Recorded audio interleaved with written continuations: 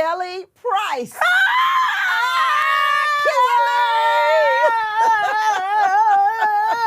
How the hell can I be happy with Tammi Mac? You better give me some of them notes, girl. Give me some of them notes. Wait, okay. I have to tell you this story. Okay. I said, when you hit me, and I said, okay, yes, I'm coming. I'm going to do it. So, do you remember what happened the first day we met? No, what You happened? don't remember what happened the first day we met? No, what? Okay, so you were interviewing me on KJLH. Uh-huh. I was out here. I was doing promo for Solar for Woman. Yep, Solar for Woman. And we had all these ladies calling in, and they just kept going. Like, they were just supposed to be saying, we love the song, whatever the case may be. Right. And it was not my first time in California. I had been out here with a lot of the other artists that I'd worked with. Right. But it was my first time being out here as an artist for myself. Right. And clearly, I might know California. I had family out here in California, but like I didn't know California radio. Right. And it was your show. You know your audience, right? Yeah, they a little. They just and baby, they was doing their thing that day, right? So it just kept, every call just kept getting longer and longer and longer and longer. That And then sounds this lady, she wanted to go into all of this and this blah blah blah and this woo woo woo, and you was like, all right, okay, all right. Y'all, we're gonna cut her. Lord Jesus, this lady got problems. She got issues. That's what you said, right? I said, all right. I looked over at my radio rep. I said, the radio said that the lady, she was just trying to get it off her chest. me not knowing, right? I'm feeling all soft-hearted and everything. She said the lady got issues. Why would she do that? Why would she do that to her? This lady Tammi Mac got issues. And you heard me. You said, did you just say that I got issues? I know my listeners. I know the ones that's crazy. I know the ones that's cool. I swear to God. You said, did you just say that I got issues, Kelly Price? Kelly Price, did you just say that I got issues? And I did like this. Well, I'm glad we good then, girl. No, we good, right? And you said, no, I ain't got no issues, Kelly Price. You got issues. Oh, no. No, I swear to God. No. I swear to God. I was like, no way, Kelly. oh my God. Oh, I was so green. I think that's somebody else. Was that No, me? I swear to God, you were the first person I had ever interviewed with out here in Los Angeles. I swear to God. I was like, oh my God. Oh my God. I was just so green. I was so green. But I have to say, though, I will say this. I don't... Sometimes I do get out of line. Listen, I ain't gonna lie. No, but I knew you didn't remember that. I did not remember that. I knew you didn't remember But it. I do know, whenever that was, after that, yes, every time there was a Kelly Price issue and I called you, you was like, put me on the radio. We about to clear it up. Yeah. Every single time. Every single time. Every and single time. I loved that about you. I loved that about you because, again, you had, and then I came from New York. It was a different era of radio. Yeah. And I'm not here to talk about anybody. There's a lot going on with whatever. It was a different era of radio. And you did have people on the radio who were messy and they were not concerned with whether or not they were getting was truth. Right. It just needed to be sensational. Yeah. Or sensationalized. And so I held such high regard for you. Oh, thank you for that. Because it was just going to be what it was going to be. And if what I heard was true, you still gave people the opportunity to hear it from me. Yeah. So that they could hear the true truth of it. Yeah. And how A got to Z. Because a lot of times people will they'll start playing the replay. Oh, yeah. At E. And there was a whole A and through there was, E yeah, first, there and there was, was a there whole was- F through Z at the end. And they never Right. show you that. Right. They just show you the part of it that they want you to see. Yeah, you're right. And so I always held you in high regard for that. So, but I do thank you for taking the phone calls and saying, you know what, Yes. Tammi, put me on the radio. Let me clear whatever it is up that's going on. I and think you that's the always New York. did that. That's the New York girl in me. Yeah. Because I always thought you were from the South all this time. Well, you thought I was from the South because I literally was so up underneath my grandparents. And even though my grandparents were in New York and that's where they landed and raised their family, my grandfather was from Arkansas. My grandmother was from Texas. Yeah. Okay. So I was honed right by the South. Even though, and then ended up living in Atlanta for so many years. We like to start the show with asking what mood you're in. So what's your mood today? You know what, even on my worst day, I try to find a reason to position myself from an attitude of gratitude. Okay. So gratitude. Gratitude. That's the honest to God truth. Because I know, people can think they know who I am. Right. But I know who I am. And I know where I came from. And I know, I was always the fat kid. But the weirdest thing about always being the fat kid is that I didn't eat every day because we didn't always have food. Do you know what I mean? Yeah. I grew up in cold behind New York in the 70s. And didn't always have the best of clothes to wear. Wore a lot of secondhand clothing, hand-me-down clothing that we went to places where they gave clothes away to people. And whether they were nice or in good condition or not, we were taught, say thank you and be grateful. See, that's South right there. Because that's exactly what that is. Gratitude. Gratitude, absolutely. Yeah. You know, when you said that you know who you are, I was just watching a video of your friend, Whitney Houston. Yes. And she said in the interview, I know who I am. I know who I am. And you say you know who you are. Who is Kelly Price? Kelly Price is, I literally am a girl from New York, raised in church, raised in the projects, raised by some amazing human beings that I lost in COVID, my grandparents. My dad was from one side of the tracks. Technically, my mom was from another side of the tracks. My mom was a preacher's kid. My dad was a street dude. Really? Yeah. And they got together. But he couldn't date my mom being from the street, so he started coming to church. And got saved. Oh, stop it. Okay, that's a good woman. That's what they call it in the Bible, a virtuous woman. He was trying to get them draws. Call it what it is. Let's just go on and call it what it is. He's trying to get them draws. So what color are you today? If you had to be a color, what color today? Oh, gosh. There's so many. My favorite color is purple, right? Okay. And I believe that purple represents royalty. And I believe we come from royalty. So I feel like I'm purple every day, but in this moment, this yellow is giving me everything. It's giving. It's giving me bright. It's giving light. It's giving bright. me sunshine. It's giving Happy. me happy. It's giving me, and life is just too short to dwell in, and I'm not saying don't acknowledge the things that happen. Right. Like, that's not healthy either. But do your best.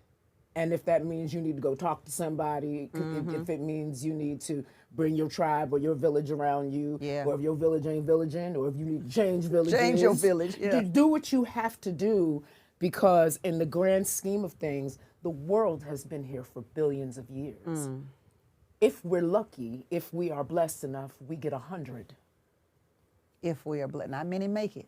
And most don't make it. Yeah. So in the grand scheme of things, we don't get a lot of time on this earth. Yeah. And so if just try your best. It's not going to always be easy. Happiness is a choice. Yeah. So I want to ask you, yes, what has been one of the worst moments of your life? Oh, believe it or not, I join the three items together of losing my baby sister and losing my grandparents. I lost my baby sister. My baby sister became addicted to drugs when she was very young. And when I say very young, I mean we were living in the projects, we were living in New York. You mean like 10, 12 or 16, 17? No. She was very young, like just hitting into her double digits. And she hit it very well. Wait, when you say double digits, you're saying 11 years old, or you're saying older than that? No, I'm saying like 11, 12, like she was very young. Okay. She was very young, but she hit it extremely well. She hit it extremely well. Really? And we didn't know that she was, using, because again, she hit it very well.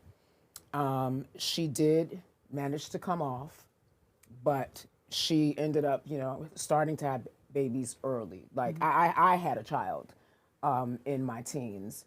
She and I had our first child within months of each other, within 1 month of each other. And I was 19 when I gave birth to my first child, and she was 14. Right. When she gave birth. How does that happen to a preacher's kid?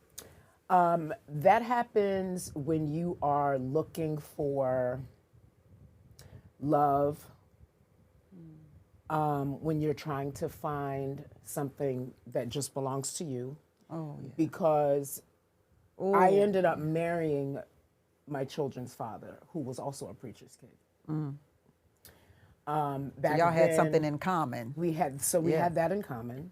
We were taught back then, don't be unequally yoked, but they were not, they were unclear really back then with what that meant, because being unequally yoked has so much more to do than with, whether or not you both go to church or the same kind of church. Yeah, that's a good point. That doesn't mean being equally yoked with someone, you're looking for the same things out of life. You have the same kinds of goals. Yeah. It doesn't mean that you agree on every single thing, but it means that you agree that where you want to go in life, you're going to get there, and you're going to find a way to get there together. And even if we don't see it exactly the same way, we see it as important enough to find a way to combine what you believe with what I believe to get to where we're trying to go. To align the tactics to get to achieve the goal. And to get there. And even now, like I tell people, marriage to me is not 50-50. I don't know what this stuff is they out here teaching people. Marriage is not 50-50. Only people who have not been married think marriage is 50-50. And to be honest with you, it never has been. No. It never has been. And I'm not one of those women that's saying, and no, of course it ain't never been, because the woman is going to always end up doing more. No, baby. That's not how it works. Yeah. The best marriages are the ones that are balanced. When you choose balance. Because when I wake up this morning, I might only be able to give 10%. And if I can only give 10%, I need a 90. I need who I'm with to give 90 and not say, you're not doing your part, so I can't be here today. Yeah. Yeah. And then that day is going to come when they're not going to be able to give. Maybe they'll only be able to give 30%. And you got to come up with that 70. And you got to come up with the 70 to hold it together. And then there are days where, it's 50-50. It's 50. It's 50-50. So.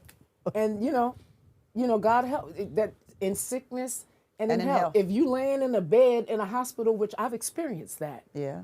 With tubes up my nose and people trying to pump my heart back to get me back to life again. I'm giving 0 on that day. Yeah, you ain't got it, sis. I'm giving 0 on that day. So whoever I'm with, they're either with me or they're not. And so, you get older and you live and you learn, hopefully, because there's a whole lot of BS going on out here. And I look at some of these sisters that's my age and I'm like, I hope they paying you well for that. because it's going to be over real soon. Because this is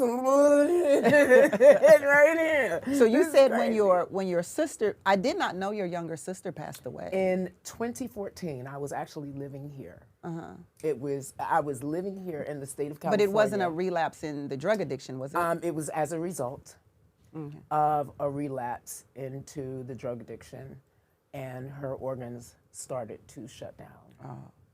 And she actually was sick enough that she had made it to the #1 spot on the UNOS list for a liver. Oh, wow. And they took her off of it because they found out that one of her visitors at the facility where she was staying was not her brother, he was her dealer. So they took her off the list. She checked herself out of the facility, and she was gone in 30 days. And that was in 2014. Were you aware of that? Or that any of that was happening? I was living here, she was living there.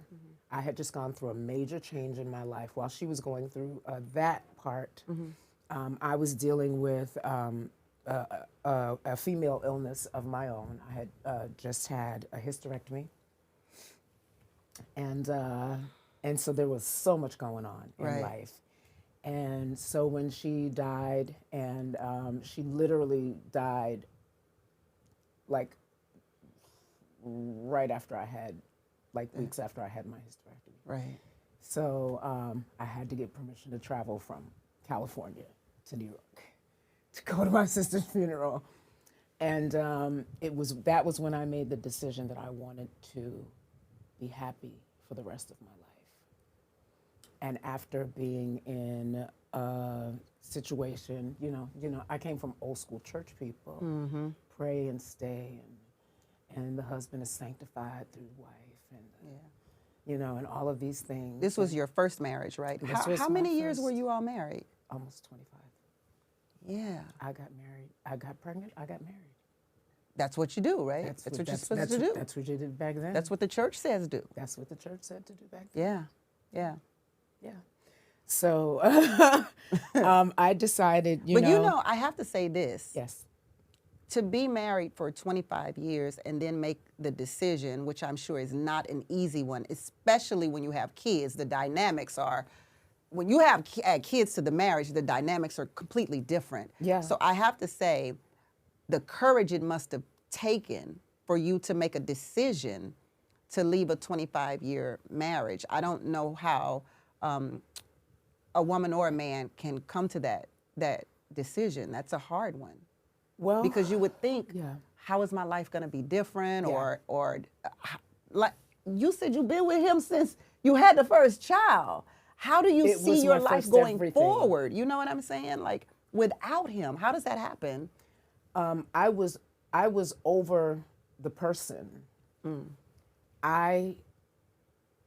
To build that strength up inside? I had to convince myself that I was enough for someone else to want to be with, that they would want to look at this body, that someone would look at me and see beauty, that, you know what I mean? Yeah. And then I've now also been in the public eye for a very long time, so I have to be very concerned about who that person is.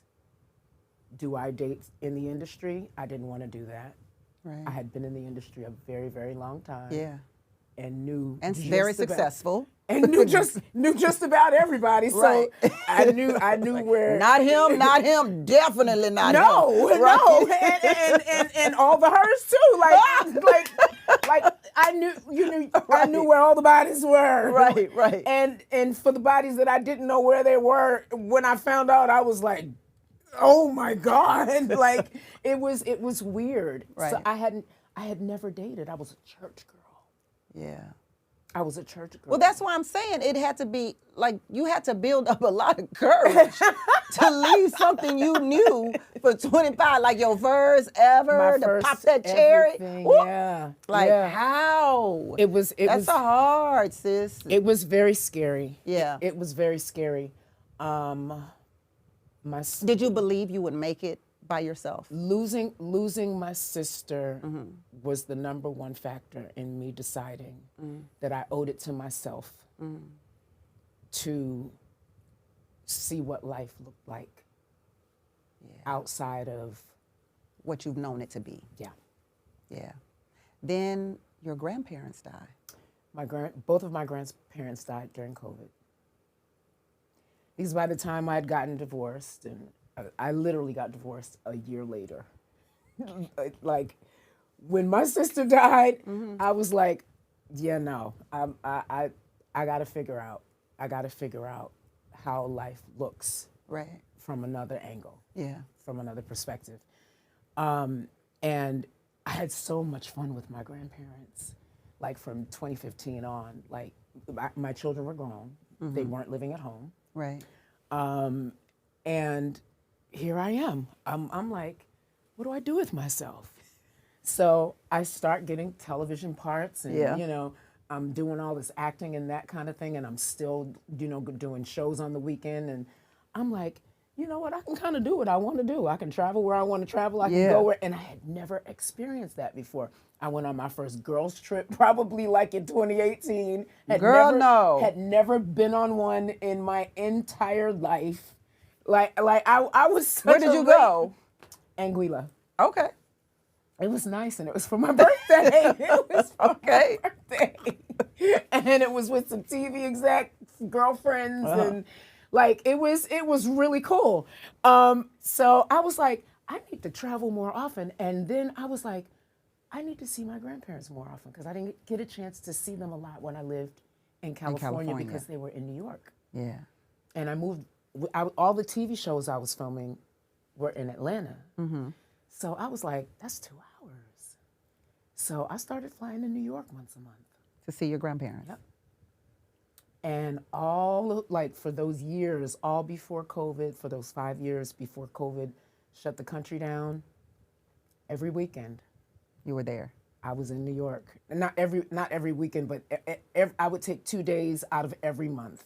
Sometimes You say you it had was the fun with weekend. them. What did you do? What was I fun? had talk because there were things that they never talked about Yeah. when I was younger. Doesn't it feel good to talk to your grandparents? My God. How they And met. soak up to soak up that information. How they met, Ooh. stuff my grandfather would have never, he would be rubbing on her and just touching all over her, touching her face and kissing all over her.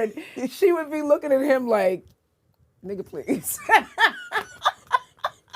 And she was quiet. My grandmother was so Was there a quiet different and demure. relationship when you were older versus when you were younger with your grandparents? Well, I was a kid. I was a kid. And then I became a kid who started a family. Yeah. And you're a wife, you're a mother, this is what you're supposed to do, go do it. And I also started with Mariah when I was 18 Yeah. as well, you know, so my life took on so many different very different dynamics, very early, very quickly, very close together. And so I had to figure it out. I had to figure it out. I had to figure it out. I did. I don't know. Kelly, this is so amazing. Like let me tell you why this is amazing. Because I'm visualizing how chaotic your life must have been was from the crazy. time you had your kids Yes. up until Mariah Carey and then this wonderful music career. And then you say, you know what? I want to change it. I don't want to be married anymore. I want to visit my grandparents. Like, it's like there was this shift. Do you think it had to do with age? Did it have to do with you not being happy for many years? For so many years, yes and yes. With getting older, with not being happy for so many years. And then a light popped on in my head and I was like, but why don't you just get on a plane? What's stopping you? Like, there's not a dog here. The kids are grown. Nobody else, like, you don't have to answer to anybody about, you know, if you go and decide that you want to stay 3 or 4 days instead of 2 days, like, unless you got to come back to work, like, what's the problem? I was so used to, I'd spent my entire life, I went from one form of answering to someone to another form of answering to and for someone. And you've never lived And for I yourself. had never lived for myself. Oh. And so getting on a plane to go see my grandparents almost felt like I was playing hooky from school. It was weird. Wow. It was weird. So I would just get on a plane and like take a quick bag, and I would go hang out with them during the day and stay in the city, go see a Broadway play. Right? Gotta see a Broadway play. Go see a Broadway Gotta play. see a Broadway play. Go back the next day, go hang out with the grandparents. Off subject, why have you never been on Broadway? I would do it if they asked me. I've received light asks at times. And other decisions were made for those asks. Right. Got it. But it's not. But you because would do it. I would do it, of Oh, okay. course. Oh, that's of course. I'm from New York City. Yeah. So you're spending all this time with your grandparents Yeah. during COVID, and then Yeah, all leading all the way up until COVID. Literally, the last time I saw my grandfather alive was in March, early March of 2020. right. I had already been proposed to, and he had already given his blessing. Your grandfather did. He did. And he was like, "So what are you waiting for?" And I'm like, "Grandpa, please don't do that. I was married a very long time. I love this man. I'm going to marry him. I just want to." Right. Woosah. Right. Let's just Please. woosah. And You his enjoy thing, this. And his thing is like, "You ain't gonna be out here living in sin, cause I know." Because I know that if you go marry this man, and I'm looking at my grandfather like, Jesus. What'd you call him? What do you call him? Grandpa? Grandpa?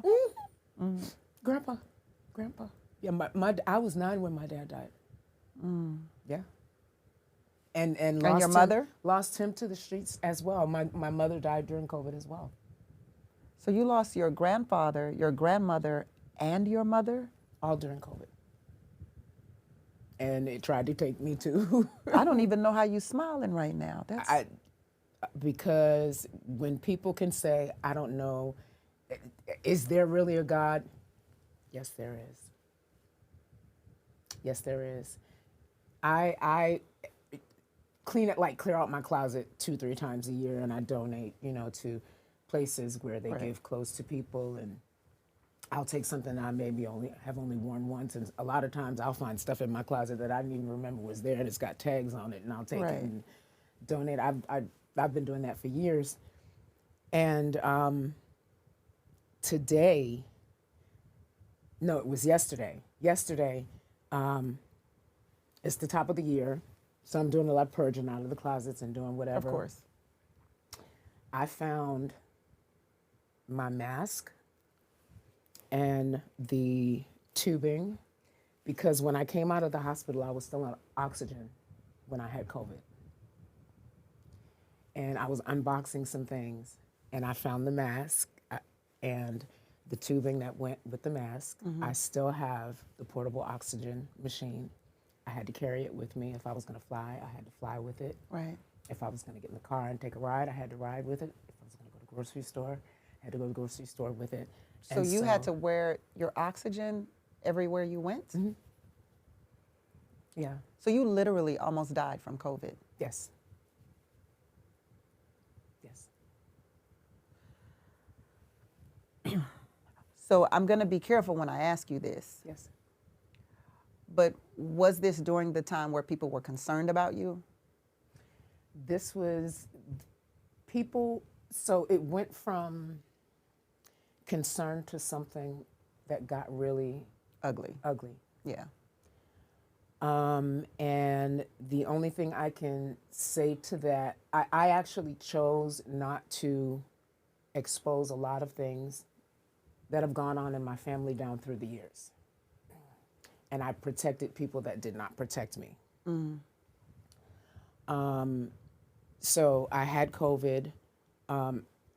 Even when I left the hospital, my bedroom had been turned into a hospital room. I had a compressor with two big oxygen tanks, and they came and they swapped them out twice a week. In your bedroom at home? At home, yes. Yes. What happened though, Kelly? Like, were you unable to breathe at some point and had to go to the hospital, or? So I got it. It didn't seem like it was going to be that bad. My husband did not have it, but he was helping to take care of me while I was sick. Then like 2-3 days later. Do you think it was because you were going back and forth to your grandparents' house, or no, not during that time? Well, no, because when they shut the country down, I stayed home. Okay. They shut the country down in 2020. I didn't do any shows in 2020. I didn't travel in 2020. After that, I didn't do anything. I would talk to my grandparents on the iPad. Right. I started taking shows again in June of 2021. The very end of June of 2021, after the third show that I took. And so what I would do is I would take a test before I flew. Right. Come back home, wait a day or so, take a test. Everything's good. First 2 times, I was good. The third time, came home and I had it. And so physically, how did you feel? I didn't feel it. Yeah, that's what I was gonna say. A lot of times some people don't feel it. But I did it because I was doing concerts. I was doing concerts. No way, I can fly with a mask. I can't sing through one. No, you can't sing through a mask. Can't sing through a mask. You know, I mean, you can blow now. Let's not get it twisted. You can blow, but I don't know that a mask would. But there are just some talents. things that's the reason why the hospitality and like shows and stuff first to shut down. To shut down because how do you prevent being? Yeah, it's a whole super spreading thing because you've got an audience that's screaming and hollering, and you've got yourself on stage, and you've got your backgrounds, and everybody's exposed. And we really didn't know enough about it. Like, first they were saying, stay X amount of, feet away from what, and you'll be fine. And, then they were telling us, well, if somebody, sneezed in their hand and they touched a can of peas in the grocery store, we were washing groceries, sister. We was coming home washing the cereal boxes. I had bleach stains. Yeah. Everywhere. Because even with whether the groceries, whether I brought them in the house or if I had them delivered or you whatever had to the wash case them down. First, I would leave them there for a while. Right. And then I would spray them. And then I'd leave them there for a while, and then I'd bring everything upstairs, and then I'd clean everything, and then I'd wash the floors. You're in the hospital, though. Yeah. What takes you to the hospital? So my husband was in communication with my primary care physician, and she was saying, okay, so give her this, blah, blah, blah. Get her one of those things that you put on her finger so that you can monitor, I can't think of what it's called, but it blood pressure? It would monitor like your heart rate. Or your heart rate, okay. That kind of thing, and how much oxygen, the oxy thing they call it, how much oxygen is getting to your lungs. Right. And so he started watching my oxygen numbers go down, down, down, down, down, down, down. And he said my skin started to turn gray. And at one point, it didn't look like I was breathing. So he started punching my chest and performing the CPR. CPR. And he's dialing 911 and performing CPR and like trying to get me up. And so he was able to get my oxygen numbers up, and he was able to wake me up. And literally, he said, I put a wig in your hand, and I said, here, put your wig on your head. I'm going to get you a dress so I can get you dressed. I know it's supposed to be laughing, but that's funny as hell. When we talk about it, we laugh now, and it's when you look back on it, it's not funny. Right. But he was like, just get the wig on your head. That man said, put the wig on and let's go. Even if it's crooked, because I know that you're going to kill me. I'm not letting you leave this house without a wig. So just get the wig on your head. I'll Right. get you dressed. Okay. And he got me dressed and helped me straighten out my wig. And they would not let him on the ambulance with me. And by this time, he was already sick. So he had COVID too. He had COVID too. So he was driving behind the ambulance, sick. And when they looked at him, when they pulled up to the hospital, they looked at him and they said, should we be bringing you in here too? Because he looked like he was about to die. Right. And he said, no, you just make sure you take care of my wife. And he went back to the house.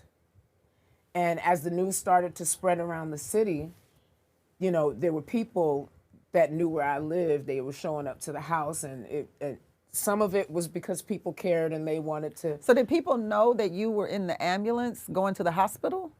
No. Like, how did people? People that worked at the hospital, and I have to say, I will not call her name, but as someone who I've known for over 20 years, I was in her wedding. She is a first lady of a church. I am her son's godfather. And No, godmother. Godmother, yes. Thank you. Like, I'm her son's godmother. And I told you that I got to the hospital that Thursday, and I don't call it a coma. I just know that I didn't get back up. were out. I didn't wake back up until Sunday morning. You were out. And I called her, and I couldn't really talk because I had tubes and everything. So I turned the FaceTime camera on, and I said to her, nobody knows exactly where I'm at. I want you to know. My husband knows. You know, Right. Please do not tell anyone where I am. That didn't happen. That didn't happen. And so now everybody's looking for Kelly Price. Now everybody's looking for Kelly Price. And it got nasty. It got nasty. And you got this part of the family fighting this part of the family. And Were you literally married at that time, or I was he still your married. fiance? No, we were married. You were married. We were married because my grandfather, he wanted to be the one to perform the ceremony. Right. He was the first one in the family to die of COVID. We last saw him in March of 2020. My birthday is in April of 2020. We were going to do it just small, Right. just so that he can say He did he it. did it. We you know, talked about planning a wedding, doing the whole thing, but we were going to do it. My birthday was April the 4th. We were on lockdown. He died April the 12th. And so we wanted to honor him. He didn't get a chance to do it. We wanted to honor him. And I could just hear him saying, you ain't gonna be out here living in sin. Exactly. You ain't gonna be out here living in sin. You ain't gonna be You out like, here living in sin. let's go. So I taught you better. I taught you better. So than y'all that. went to the courthouse. We ended up going to the courthouse. You and your grandfather were pretty close, though. I was very close to both of my grandparents. Yeah. Yeah. I had a difficult relationship with my mom. A lot of times, and we hear about it all the time. Yeah. I had a very difficult relationship, but they were her parents, and they just Loved on you. they loved on me. Yeah. They loved their daughter. They knew who their daughter was, though. Every parent does. Every parent knows Yeah. who their child is, and they gave me what I needed. That's So, beautiful. Yeah. When people ask me, they say, you were, I just thought you were from the South. I kind of sort of am. Yeah. Yeah. I kind of sort of am. Because my own parents were both born and raised in New York. Yeah. I got off track, but I knew you were telling me. I'm sorry, girl. We'd be here all night talking because we ain't talking so long. No, I said this is just gonna be a conversation. I got all off track. It's just gonna be a conversation.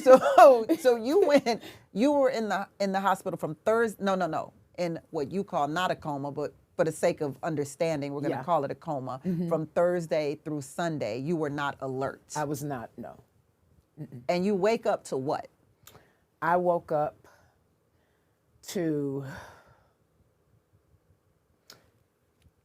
the charge nurse in ICU. I'm hearing all these bells, all these everything. The charge nurse was in the room. He was changing the dressings and obviously doing a bunch of other stuff because if I've been in a bed since Thursday. I've not taken myself to the bathroom. He's doing things and taking care of me, and I opened my eyes and I started trying to talk, and he broke down into tears. The charge nurse? Yes. That's what I woke up to. He broke down into tears and he just lost it uncontrollably.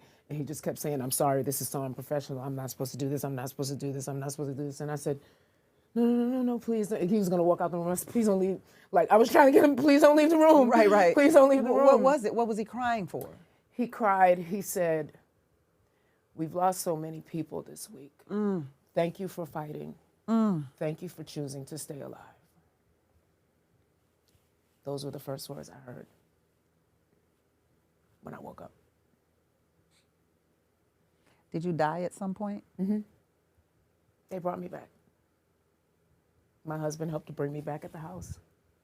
They brought me back At the house?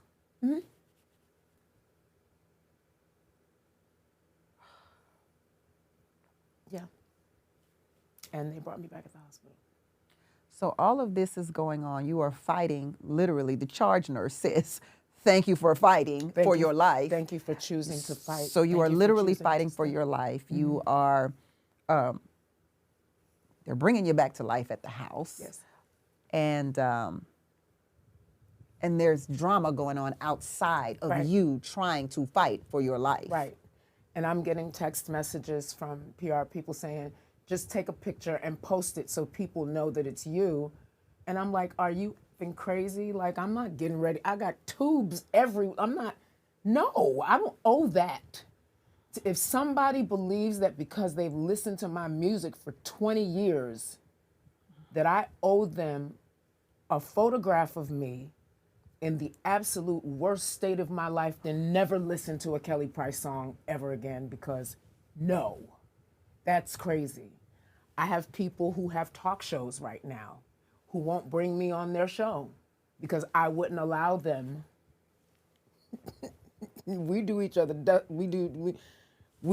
dusty. Will not bring me on their talk show because I would not allow them to have me. Even after I got out of the hospital, I have an oxygen machine attached to your body, and you have to breathe through an oxygen machine. And somebody wants you on their talk show to get an exclusive. Yes. In the midst of you fighting for your life. Yes. And what made things get worse is we did not take, people said, people turned it into everything. I was looking for attention. It took her too long to come out and say something. No, it didn't. I was resting. My phones were off. I was barely watching television. Like, I was trying to heal, literally trying to heal. Of course. And did your husband say anything? Did your husband say, hey, she's good? I got her, she's good. Even bigger than that, because he was still trying to heal. He was sick too. He was sick too. Yeah. So I remember turning my phone on one day, and it was literally the day that TMZ broke the story that I was missing. I was on the FBI's missing persons list. That was not a joke. I had to be removed from the FBI's missing persons list. And the only way you can do that, you have to turn yourself in so that they can do a physical examination. To the FBI? Yes. Who? Huh? Wait, hold, slow down. I had to do that. Wait. I had to do So to do you that had to walk into because of lies that were told. Because of lies that were told. As the day the story was broken by TMZ is weird. My husband said, "You need to get something to eat." I was saying, "I really don't have an appetite." He said, "You have to eat something. That's going to be a part of the healing process. You still, even if it's just a little bit of something, you have to eat something." So I said, "Okay, fine." We get up, take a shower, get dressed. I'm here now. I'm in California. Right. I'm in California. But I still have, by this time, I'm on portable oxygen. I'm not, when I was in the house, I had the oxygen Right. compressor like I did in the I don't even know how hospital. in today's world, I have no clue how nobody caught you on film. Like, that baffles me to no end. What was weird is while we were looking for a house, Right. we were staying in a hotel, and there was a sister that worked down at the front desk. She knew exactly who I was.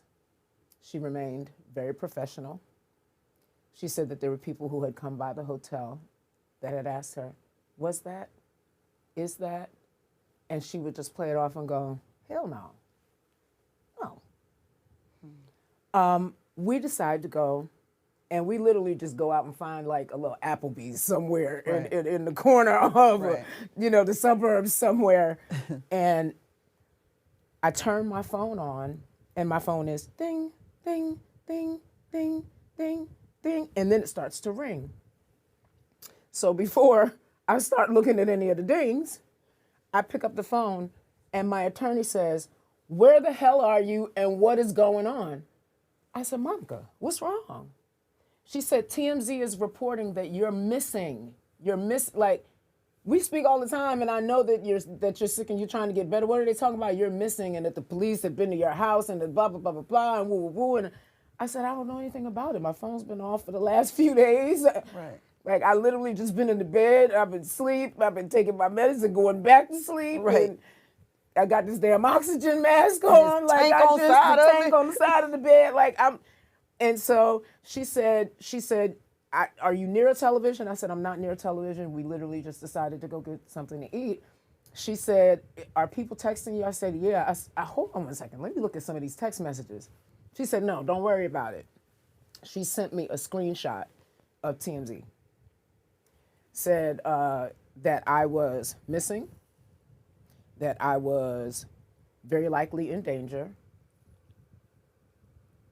because the story that was being fed to the media is that my husband had taken me somewhere where no one knew where I was, and that I was very likely in danger.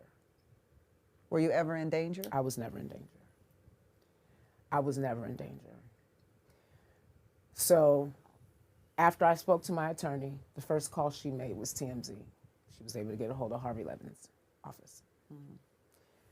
She asked them to take the story down, do a recant, that what they were reporting, she was trying to find out where they had gotten the information from. Right. What they were reporting was inaccurate. She was my attorney, blah, blah, blah, blah. They got a little crass with her. She's a sister. I'm gonna leave it at that. They got crass with her. "Well, we don't know who you are. You could be anybody. You could be blah, blah, blah, blah, blah, blah, blah." She said, "Okay, well, you figure it out. You're an attorney. You can figure out whether or not Well, right. this is my name. You can figure out whether or not I'm an attorney. What I can tell you is if you don't take this story now, you're gonna have a bigger problem. Then you're gonna know what to do with." TMZ made one phone call. One phone call, and they understood exactly who my attorney was. My attorney released a statement to every outlet, every reputable Right. outlet, Okay. because ain't nobody got time for I these. got you. You understand what I I'm got saying? you. Yeah. To every reputable outlet, to the CBSs, to the ABCs, to the NBCs, to the CNNs, to the Fox Newses, Right. though all of those networks were reporting that I had possibly been kidnapped, taken out of the hospital against my will, and I was in danger. But none of that happened. None of that happened, and they were saying that my husband was a person of interest. Yeah. But that was what they were being fed. So you had to go to the FBI and what, give them your driver's license? Like, what happened? I've never heard So of this before. my attorney is now seated as a judge in the state of Georgia. She is married to someone who served the department for the police department for almost 40 years. Okay. 40 years.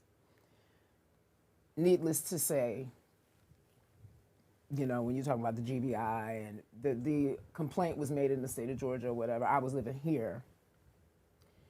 She made arrangements so that I could turn myself into the GBI.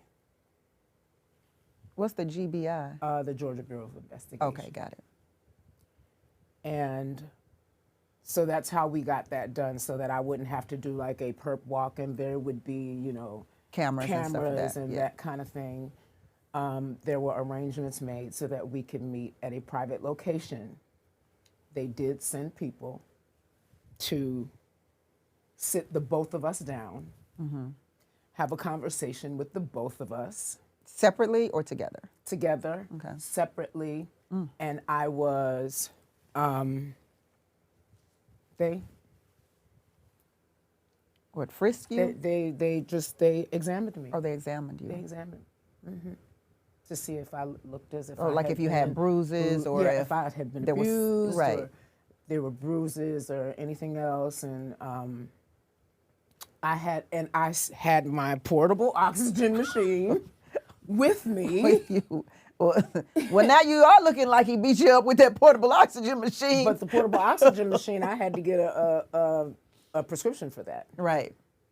So, what I remember most from that situation was people saying that you didn't respond quick enough. Like, get on. I guess they wanted you to get on camp. I'm not Right. sure what people Yeah. were asking, because, like you said, I received one of those Right. press releases from your attorney In saying that you less were than- fine. In less than 3 hours from the time that the story went up on TMZ, she made sure that everyone that had a reputable format Right. got the news Right. that I was fine. So what were that I people was- asking of you? What did they want from Well, you? what happened was I had a family member go to a blogger, and they told the blogger they never heard of this woman. They didn't know who this man was that I was saying that I was married to, that I was not married to him. Right. It was all lies. Can we set the record straight that you were married to this man today? I am, Okay. and very much so in love. And I'm not going to spend my life miserable, because I don't care who it is. We can share the same DNA, but if you haven't figured out how to make life happier for yourself, I can tell you some things, I can teach you some things. A teacher can give you a book and tell you to read it. They can't tell you how to comprehend it. Yeah. They can't tell you how to apply it to your life. Right. Being taught something can make you smart, it doesn't make you wise. And there's a difference. You ultimately did come out and tell the people that, hey, y'all, I'm good. Yeah. What made you do that? I did it, and I wanted to do it in my own time. I knew what I had been through. The people closest to me, They knew. even some of the ones who were feeding lies to the media, they knew that I was fine. They knew that I was fine. I will make one statement. This will probably be the harshest statement that I make in this entire thing.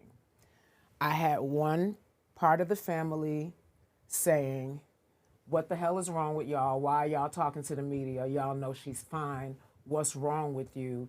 Get together and stop being stupid. I had the other side of the family saying, if she dies, he gets it all. I'm going to leave it there. So are you happy, Kelly? I'm as yellow. I mean, this is a lot. Like, this is. I know I'm giving you a lot. You unloaded today. I know I'm giving you a lot, but when I came in and we first started talking, I said, Tammy, you know, you're the first person I've spoken to. You said that. Since before COVID, I have not spoken to anyone. I've not spoken to anyone publicly. I've not told my side of the story. Number one, I absolutely need to know you. I absolutely need to trust you. Yeah.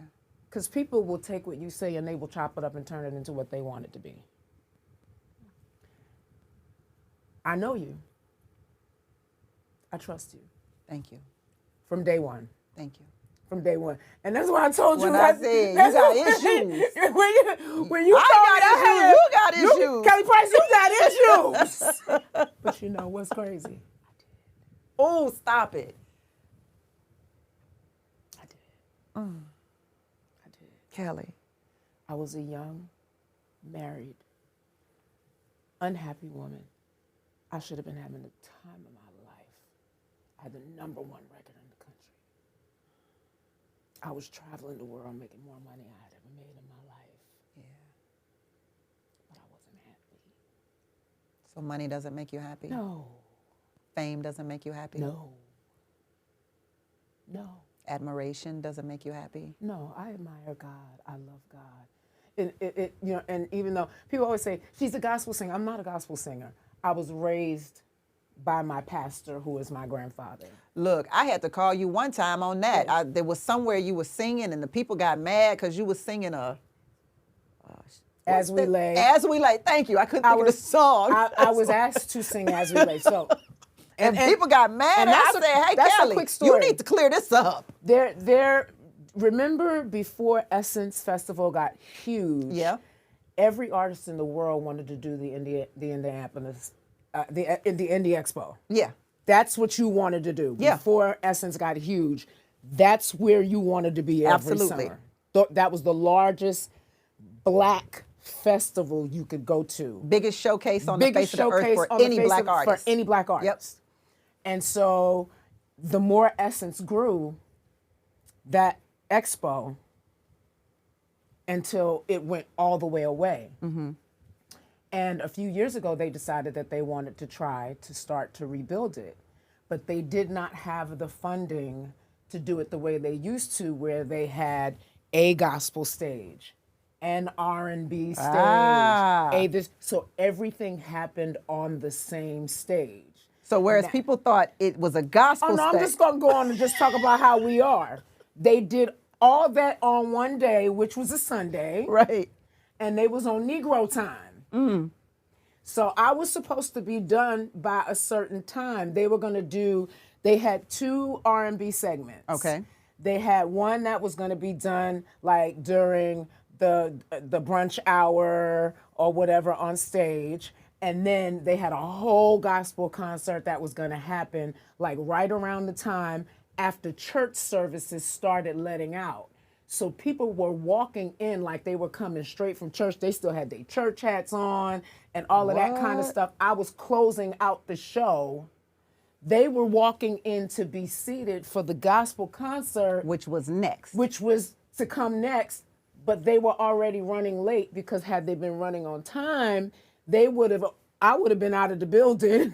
They would have had already changed and cleared the set over to the, what they need for a gospel choir, which is, organs and drums and all that kind of stuff. It was me up there. It was you. And some tracks. Some tracks to Shirley Murdoch. And I was singing my tail off I'm singing As We Lay. And I got church mothers coming in, clutching their pearls and looking at me like I need an exorcism. And I didn't realize, and what happened was, and it turned into a really big thing because There was an amazing sister, and I'm still gonna say she's amazing. Beautiful. She was dressed to the nines. She had on a pair of beautiful shoes. I'm a shoe freak. Right. And so I was having this conversation with her backstage, and I was telling her how beautiful she looked and how wonderful her shoes were. And I was like, girl, you better be glad me and you don't wear the same pair of shoes, because you be out there barefoot, because I would take your shoes and get on the plane with them. Right. I had no idea that she was the hostess, one of the hostess of the gospel radio station in the city. Okay. And so as I was leaving, because they were so behind time, I had a police escort. They had me on a golf cart. Right. I was getting ready to go, so I was waiting for my golf cart so that they can get in my police escort so I Right. could get to the airport, whatever the case may be.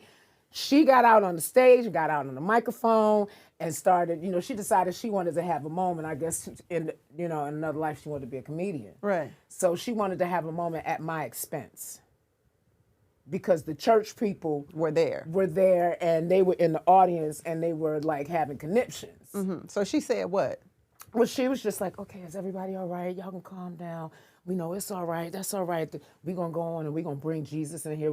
Somebody get on the organ so we can bring the Spirit of the Lord in this place and get the, get that kind of energy out of it. We don't need that. We don't need that kind of energy in here, right? Like, and I was like, is that the same lady that I was just Telling her she had some cute boots telling on. her how pretty she was, and she was telling me how big of a fan she was and all this Is that what we doing? Oh, wow. That's what we doing? So I got on live in my airplane seat after I got to the airport. Oh, you got on live. And I had about 2 or 3 drinks at that point.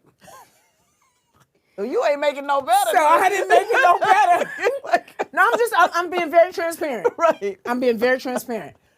And I was just like, this is why we don't. And then she tried to come back come on my show. And if there's something that you feel like you can teach me a lesson, come on my show. My response to her is, why would I make your platform bigger? Don't nobody know who you are. And I meant exactly what I said. And I mean that same thing today. Because here I am. I started in this business at 18 years old. I will be 52 in April. I still go to work when I feel like it. Now that's freedom.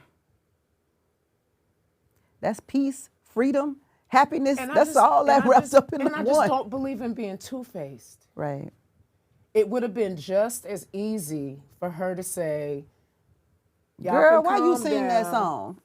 She could have told the everybody in the audience knew who she was. She was the radio hostess from the gospel radio station. She could have told them, we're running behind time. Yeah. Miss Price was closing out the R&B segment. Yeah. And that's not her fault. Y'all, don't do that. Yeah.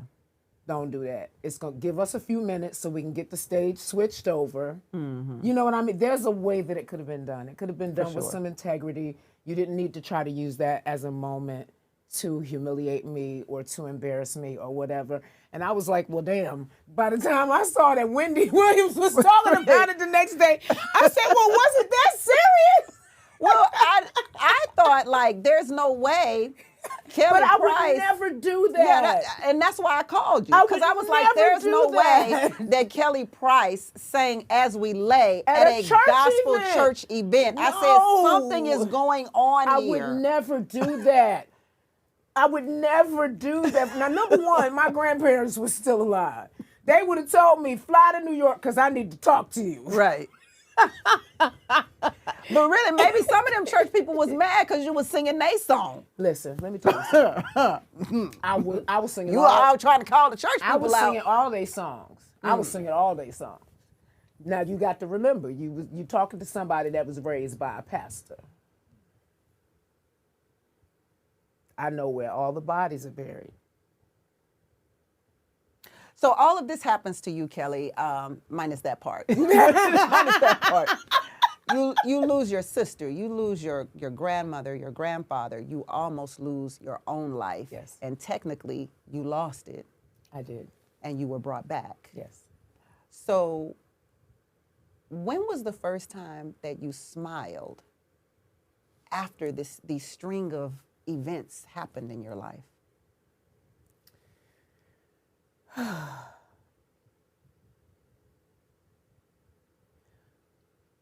as I would get stronger,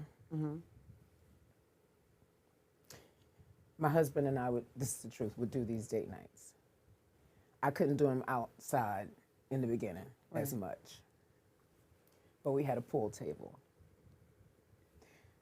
And once upon a time, I played pool better than my husband. Okay. He been practicing on you, huh? It didn't take him long Nice. at all. He's naturally athletic. He's naturally athletic. He played professional football, like he did, so he's naturally, he can catch on to anything quickly. So he very quickly. Whooping that ass in so pool now. I got away with it for maybe a couple of weeks. Oh, just a couple of weeks? Oh, it didn't take that long at all. It didn't take that long at all. And then by the time, I just remember one night, he was like, yeah, let's do 9-ball now. I was like, what you know about 9-ball? So I was looking at him. I'm like, something ain't right here. So we start playing. And I tell you, he beat the hell out of me. And that's the first time you smiled? No, it was just, that was a part of it. Like, just doing little things like that. Right. Playing cards, playing spades, playing 3-man spades with the just doing normal things. He can cook his behind off too. I can cook my behind off too. I couldn't cook for a long time because I had.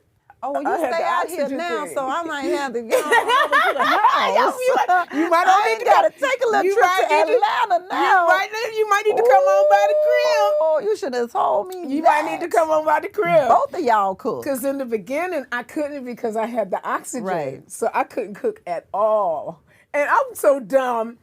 I was like, baby, what you want to eat? He was like, what are you talking about? What you want to eat? You want to order something in? I was like, no, I want to cook for us tonight. He was like, are you crazy? What do you think, Kelly, what do you think is the difference between the Kelly prior to COVID and those string of events and the Kelly today? Oh, my God. Prior to your divorce, prior to the deaths that you've had, yeah, and the Kelly that is Kelly today. What's the difference? So it's happened in stages. I can't say that it's all happened at the same time. Mm-hmm. My husband, he would say to me a lot of times, "You care too much. You care too much." And I had to learn what he meant by that. I'm like, I was raised by caring people. I'm supposed to care. He's not. Right. He was like, you're not listening to me. Listen to me. You care too much. You care too much what people think. People are going to think what they want to think. What they choose to think about you is not your issue. What you know about you. I said it when I first came in. Yeah. What you know about you is what matters. Because there are some people that they're gonna want to have something negative to say, right? Regardless. It's probably one of the biggest things that I've learned. So you think you care a little less now about things that? Well, you kind of said it. You did say it in the beginning, like you keep your peace and you're only around people who are good for you and make you feel good. Yeah, my circle is so small. It's like the head of a needle. The laugh is so infectious. I don't understand how you go through all of this and still have a laugh like jolly old Saint Nick. Like, how does that happen? Because there is a God. There is a God somewhere. There is. Let me tell you. I'll tell you this. I remember one day.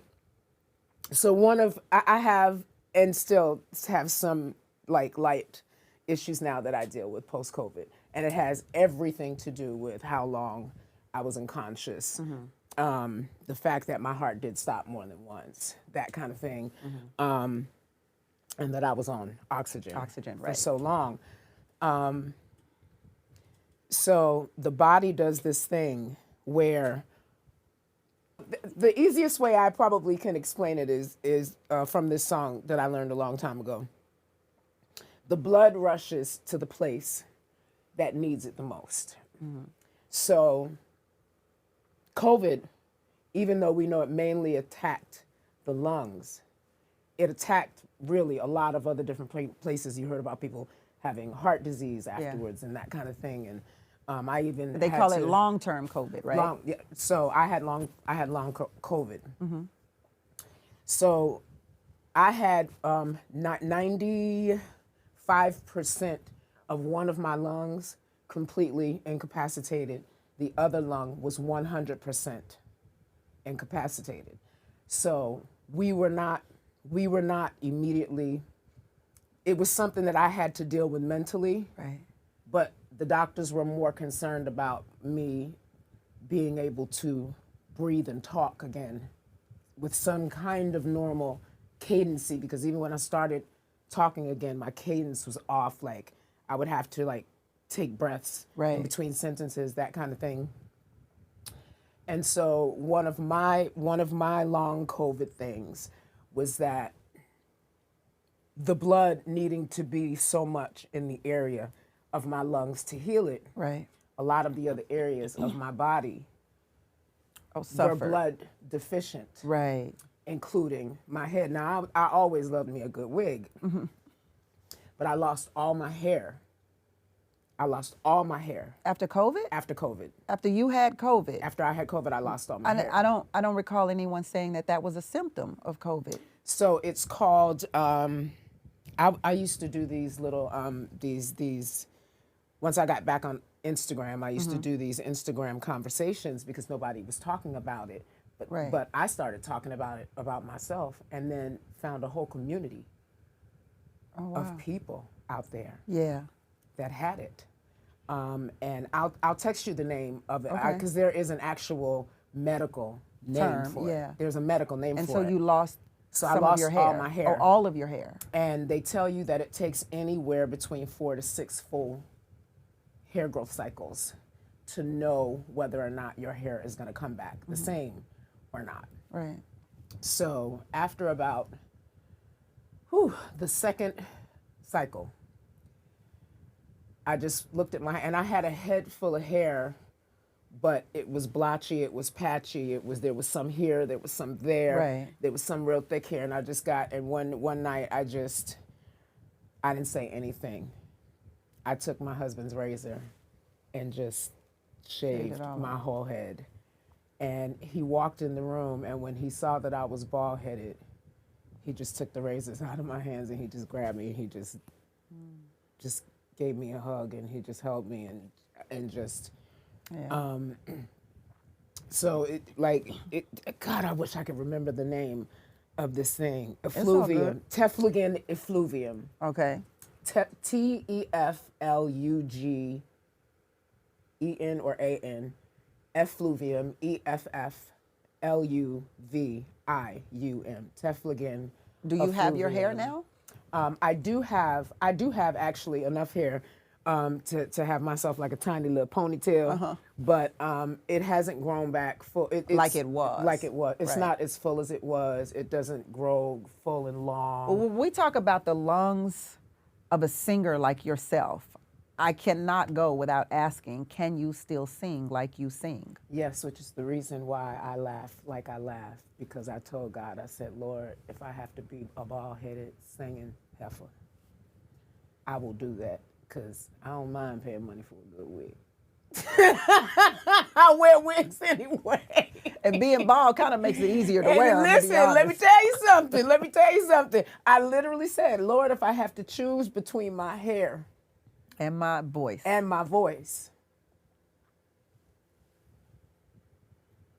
I'll find me a good wig maker. I know that's Speaking of your voice, I just want to toss this out here. Yes. This shirt that you're wearing that says Kelly Price, I don't want people thinking that you trying to be all arrogant and narcissist and all of that because you're wearing a Kelly Price shirt. No. That shirt actually means something to you. This shirt means, hey, June Ambrose. So this shirt means something to me, and I'm sorry, because I have had this shirt now since 1998. I have had this shirt since 1998. June Ambrose was the stylist for the Soul of a Woman video. And so Gucci didn't make clothes for 300 plus pound girls. They didn't make them, but she had them. She had them make me a t-shirt and had them have my name. Embroider your name on it. Yeah, Yeah. Have them have my name stitched on it or whatever the case may be. And so I've held on to it for all these years, and I was like, it'll be cute to wear this tonight. It'll be cute to wear this tonight. I'll just wear these outward jeans and I'll white stripe. She styled it for friend of mine, the friend of mine video. She styled the friend of mine video. She styled the friend of mine video, and on the ride here, you dug your finger in the shirt. I'm messing with the shirt and literally just punctured a hole right through it. It's a nice Gucci shirt. And I was like, well, damn. I was like, oh my God. And at first I thought maybe I had spilled something on it because I had something from Starbucks or whatever with me. I was like, that's not a stain. That's a hole. Oh my God, I put a hole in this shirt. Like, and so I would keep it too if it, So I was like, I was thinking to myself, I was like, Lord, do I try to fix it so that I close this jacket and I just have way too much cleavage under here? Do I go try to just buy a plain white t-shirt or what? I was like, you know what? I'm gonna tell a story about my shirt. There it is. Okay, I'm gonna ask you some quick questions here. Yes. So how do you stay happy? How do you stay happy?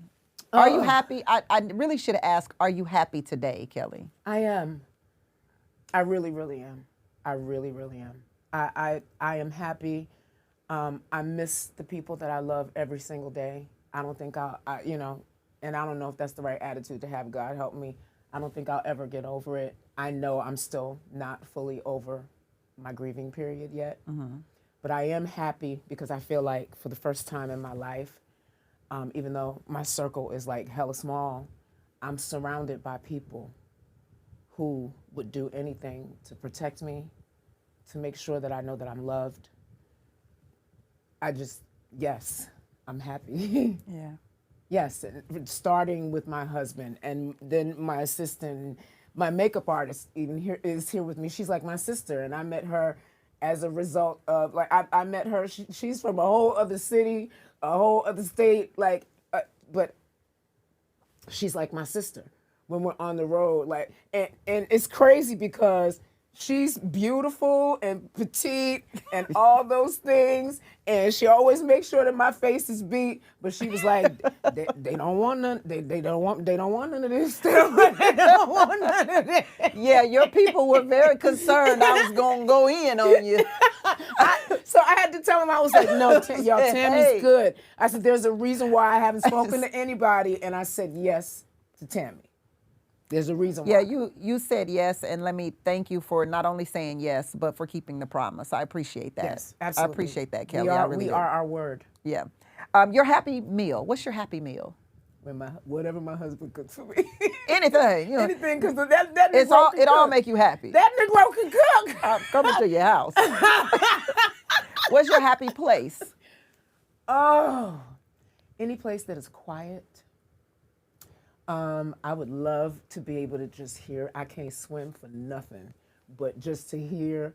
I almost flooded my house the other night. I was running some bad water and trying to get some work done at the same time. Went over the bathtub. It didn't. I caught it at the last minute. But any place that is quiet where I literally can just. Yeah. I said, when you live this life is loud. It is. So quiet times of my choosing, not quiet because something's wrong, but quiet times of my choosing. Some water sprinkling in the background. I done turned into I will turn and find one of those little calm channels on TV in a minute with some crackling fireplace noises. Yeah, my mom listens to that stuff on YouTube. And it's stupid because I have fireplaces in damn near every room in the house, but I just don't feel like getting up to turn it on. So I just, something like that. Some people, I hear you say you like the quietness, and I feel you on that. Yeah. Some people think you dramatic. Do you think you dramatic? Well, it's my job to be dramatic. I like that. And the reality of it is so I literally just had this conversation yesterday with Lee Daniels, because he was talking to me. He was like, "I'm not seeing you enough on television." I was like, "Well then, damn it, call me, call me. We can fix that, right?" When Mr. Lee Daniels said he ain't seeing you enough on television, I'm not seeing you enough on television. I think you can solve the problem. What's going on with you?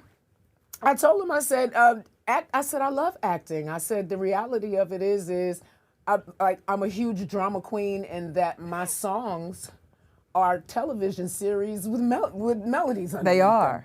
They are. My songs are movies with melodies underneath them. Are and you writing? I am. Love to hear that. I am. I am. Yeah. Who is your happy homie? Damn. I don't mean to sound like can she, is that, my happy homie is my nigga. I knew you was going to say that. Because we can do anything together. Like, literally, we can do anything together. Okay, you just mentioned Lee Daniels, your happy show. What show makes you happy? Oh, gosh. So, dang. I have some guilty pleasures. I actually have stopped watching those guilty pleasures now. So there's a show named Elsbeth. I like Elsbeth. Oh I know, my yes, it's a good God. show. It is a good show. I love Elsbeth. And when they gave her own show, I already knew who she was because I watched The Good Wife. Oh, 10 see, I didn't years watch ago. The Good Wife. I watched The Good but Wife. I watch Elsbeth. I watched The Good Wife like 10, 15 years ago, and she was a recurring. Yeah, that's a good show. Yeah, yeah. That's your happy show. That's my happy show. All right, so, okay, this one going to be hard, but I'm going to give it to you. Give it to me. Your happy song. Ooh. Ooh.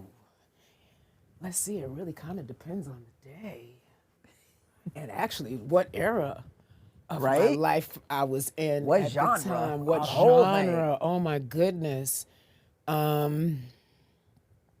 Jeez, and music is weird now.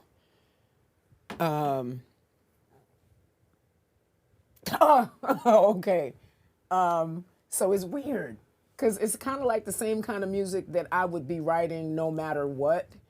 So the one by Jasmine Sullivan? Come back and pick up the piece of your pieces. Oh, girl, that song is the Girl, bomb. that's my joint right there. Feelings? Wait, what's Feelings, yes, baby, that's the one. But that one gives me the same kind of feeling that the one with Kelly Rowland and Missy, when they did that song together, like, what would you be Without me? Yeah. It's kind of like the same, you know, I don't, just because it reminds me so much of an era of music that I feel like has now gone by, and I wish to God that in some way, like I ain't hating on nothing that nobody got going on out here. Do your thing. But I wish to God that in order for that to exist, we didn't have to get pushed to the side. Got it. Because we talked about, I'm not saying they're not talking about what's real to them, but what we did was different. Mm-hmm. We had live musicians, and them girls or guys, a combination of whatever, who was standing on stage, they was up there singing their behinds off, and most of them could sing just as good. You're talking about the background. Yes. Yeah. Just as good, and the musicians too, just as good. You know, every time I think of background artists, it's it's two sets of backgrounds I think about, right? Yes. So I think about Luther Vandross's background singers. Yes. Because they were the most amazing background singers ever. But then I think about the background singers that have to sing the chorus to Stevie Wonder's Ass. Baby. And I'm like, ooh. Baby. Ooh. Right? That's a chorus for your Irish. Do you understand? Do you understand? And I have so much respect for that. I have so much respect for that. Yeah. Like that there was the little indie movie that came out several years ago. Defeat from Stardom. or whatever the case may And I be. think either it won an Oscar or it was nominated, but I think it won. And it was an amazing documentary about background singers. It was. I did I did something for the Academy. It was like a small gathering. They wanted to have like a small gathering of people watch it before it was released. To kind of get the whatever. And I had actually been in talks. There was going to be a part 2, and I was going to be a part of it because they wanted to talk about the fact that, once again, there are so many people that are in that position that never make it from that position to the front of the stage. Is it you sang background for a few people, right? For quite a few people. Yeah, absolutely. Is it every background singer's goal to be on that mic solo? I feel like when I was coming along, it was. I don't think there are any background singers today. I'm trying to figure out who need background now. I consider myself a bit of a teacher, always have been, even when I was a kid. And as I got older, I started talking to people and telling them there's a lot to do in this music industry. And everybody's not gonna make it to the spotlight with the microphone in their hands. Some people took that well. Some people didn't take it very well because it's not what they wanted to hear. Of course not. But I knew background singers, like you said. Luther has some of the baddest background singers in the world. Shout out to Cindy Mizell. Lisa Fisher. Lisa, I love you. Audrey Wheeler, like I knew these ladies. These were the ones who you aspired to be when you were coming around, and I shot up through the ranks of background singers so quickly as a background singer that I found myself in a lot of the same rooms as these women. Yeah. And so to a degree, got an opportunity to somewhat befriend some of them, and I got really close to Cindy Mizell. Okay.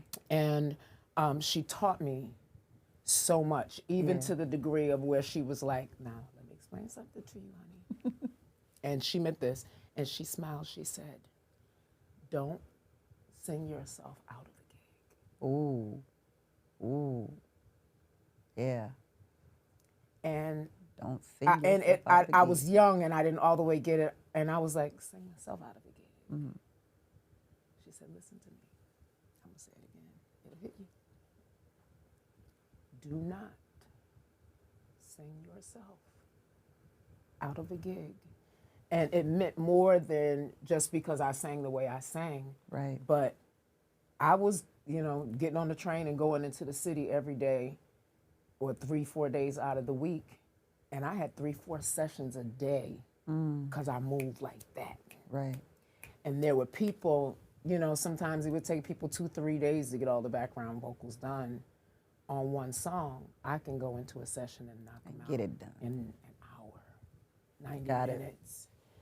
And I learned very quickly what she meant. Don't sing yourself out of a gig. Don't sing yourself out of a gig. So what is the last thing that someone did to make you happy?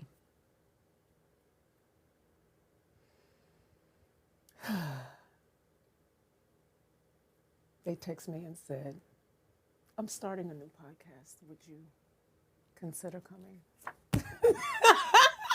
on my show? Shut up, Kelly. I'm so serious. Ain't nobody make you happy saying that. Yes, you did. What's the last thing you did to make somebody happy? I'm hoping that just smiling at somebody today that maybe wasn't having the best day. It did make me happy today. Made them happy. Because I don't think people give enough credit to what that can be. To positive energy, to happy energy, to, And that would be post-Kelly. That would be post-COVID Kelly as well. Like I was dealing with so much in life. We were riding in the car the other day. I said, babe, do you know that one day I just sat up and said, oh my God, I had a resting bitch face. You didn't know it. I didn't know it. All the time. None of y'all told Kelly she had a resting bitch face. People, they were just like, why she seem like she's so mad mean all the time? I'm not mean. I'm not mean. I'm like, but I'm not a mean person. Why do people think that I'm mean? And I realized that my body could be in the room and my head was someplace else thinking about some nonsense that I either had just dealt with or we're going to have to deal with when I left the place that I was. And so living in the moments is post-COVID Kelly. Wow. Giving myself credit for the things that I've done in my life. Y'all that hear I that, didn't ladies? pay enough attention Give yourself credit for the Give- things that you have done, ladies. Absolutely. Absolutely. We look at all the stuff that's going on right now, and I know that there are a lot of questionable things that have happened. But when I look back, I was a part of a music era that changed the world. And I wasn't just a part of that era. I wrote a lot of that stuff. I sang on a lot of that stuff. There's this new organization that has come together, and I got a letter in the mail the other day, and they got it from the Grammy Association. And so they're having this event during Grammy Week, and the only ones who are being honored that night are people who have not written, not albums, but songs that sold.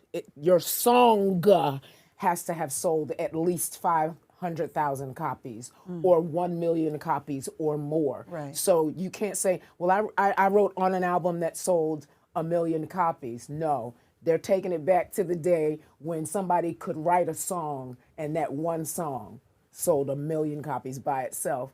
And so things like that I pay attention to. I pay attention to, that people then wanted, when I was doing all of that craziness at singing all these songs at Bad Boy back in the mid-90s, early to mid-90s, before I became an artist in the late 90s, people weren't so much doing that thing with, there was a rapper and then there was a singer. Yeah. That became popularized after I started doing that. Jay-Z called to ask me to do, stuff with him after he heard what I did with Big. Right. All of these different artists called me after they heard the work that I had done for Big, and it became a thing. And I was like, wow, I ushered in like Give yourself credit, huh? I never gave myself credit for things like that. I just didn't. And there's nothing wrong with that. There's nothing wrong with that. I think that and that's why balance is necessary. Yeah. Because sometimes people do take it too far and they're too much about themselves. And that's not nice. That's not cool. But it's not right to not credit yourself either for the good that you've done, for the things that you have done that have changed people's lives for the better, that when people think about it, they smile, and they can remember that it helped make their lives just a little bit easier, even if it was just for that moment. And I never understood how important it was to give yourself credit. Well, I'm giving you things like credit that. for stepping onto my platform. And I thank you so much, Kelly. Thank you I for really having me. thank you. Thank you for And having me. I want you to know just how much of a wonderful woman that you are. I appreciate it. And I hope that people get to know the Kelly that I know. Maybe one day they Because will. all this was you, honey. This is me. This was you. This is me. Maybe that needs to be the name of my next project. There it is. Because There it is. Oh, we getting the next project. That's number one. Because this is me. This is me. There it is. This is me, and I love this version of me. I know we change throughout our lives, physically, mentally. So many things can happen. The things that happen to us, the things that happen in the world, the things that happen atmospherically. There's so many things that can change us, but this is me. My crew wants you to sing a song. I told them I didn't know how you was feeling with your voice and everything. Crew, all right, crew, if you got the nerve to ask me to sing a song, then doggone it. I want to see you and I want you to tell me what you want me to sing. Uh-oh. Crew? Wait, somebody done jumped up and about to fall down in there. What is going on? When Mrs. Price calls me, If you don't call me Kelly, I'm going to throw that lemon at you. listen, What? I was alone. Look, they can't even figure out. They can't even figure No, out because what the Lord song. didn't ask me to sing. You did. That part.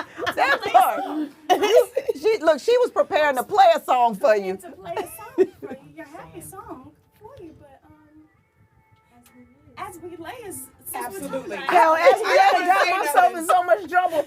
That ain't even her song. Okay, so it will rain. There'll be pain. Troubles will come. But understand to count it all joy. 'Cause morning will come. The sun will shine. So keep your head high.